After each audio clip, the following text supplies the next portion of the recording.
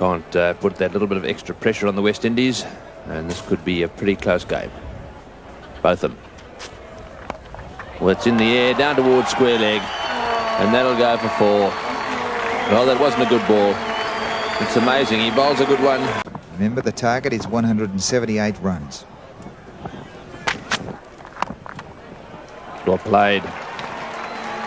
Once again, the short ball bowled by both of them, dispatched with confident ease across to the boundary. 1,000 have turned up to see this inaugural Benson Hedges World Series Cup game here.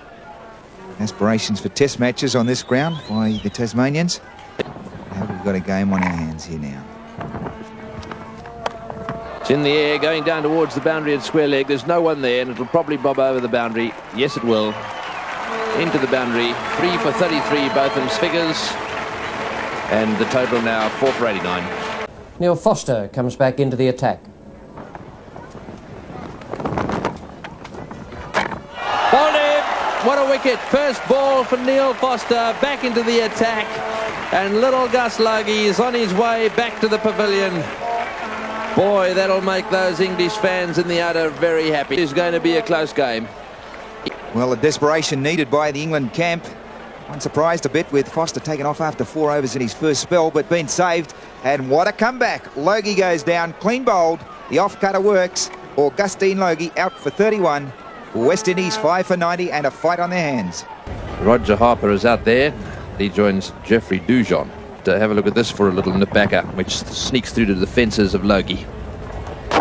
Can't beat line and length. Logie again hitting across the line. We saw him wrapped on the pads. Just Gladstone Small coming back into the attack now. He had 5 overs at the beginning, bowled pretty well. Just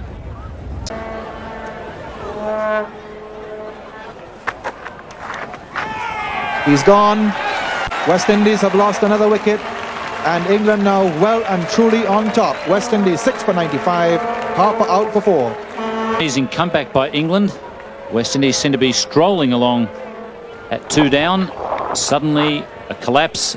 The 6th man to go, Roger Harper, easily caught by Bruce French. And the West Indies are now 6 for 95. Comes Malcolm Marshall to join Jeffrey Dujon.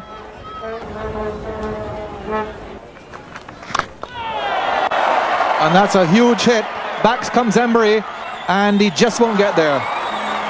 So Malcolm Marshall seems now to have decided that he has to take the long handle to the bowlers.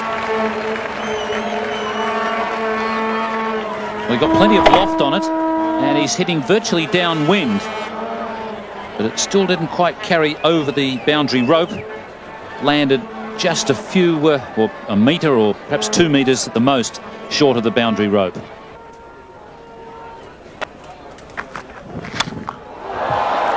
Safe over to Freitas's head. Now this is an all-out assault by the West Indians to get themselves back in this game. Stitching a white ball, and that one bruised as its flat bat swatted down the ground. 1 bounce, 2 bounce, and into the Benson and Hedges sign. Look, de Freitas being brought back into the attack.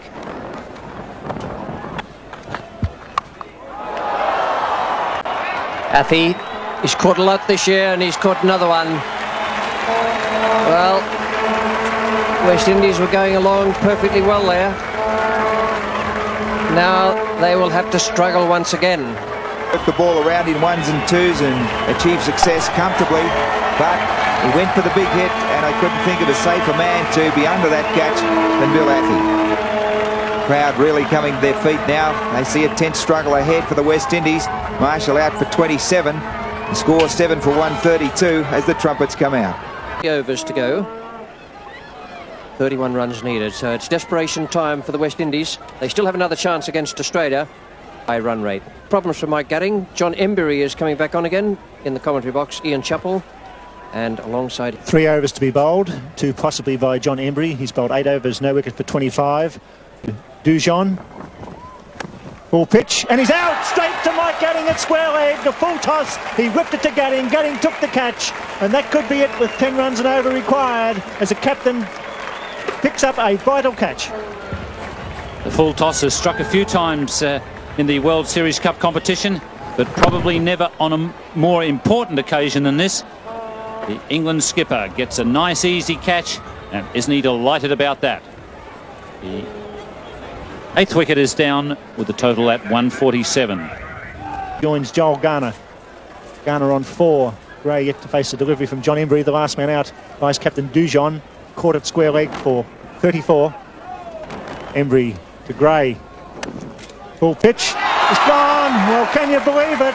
Another full pitch. He's hit it straight back on the wicket. Out went the right claw. He dragged it in. He's on a hat-trick, and England look like going into the finals with 1 match to play. And it could well be a hat-trick of full tosses. The curving full toss. Tony Gray gets it on the leading edge. And what's even worse for the West Indies, the batsmen haven't crossed again. So poor old Joel Garner remains at the non-striker's end.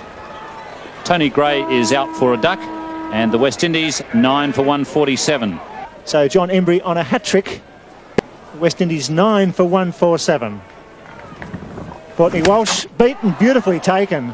Fine piece of work by the wicketkeeper. No result by French. The West Indies have got to get Joel Garner up on strike. There are 3 balls left in this over.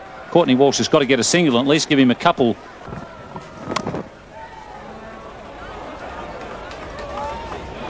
Just a single.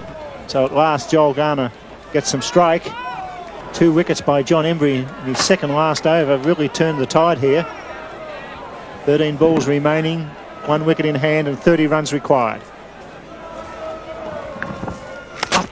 Bowling! Embry gets 3 in his final over. So now England in with a big chance to go into the final. I guess it all will depend on Friday's match if the West Indies can almost double their run rate. But a surprise victory here at Devonport. All out for 148 as thousands of England supporters stream onto the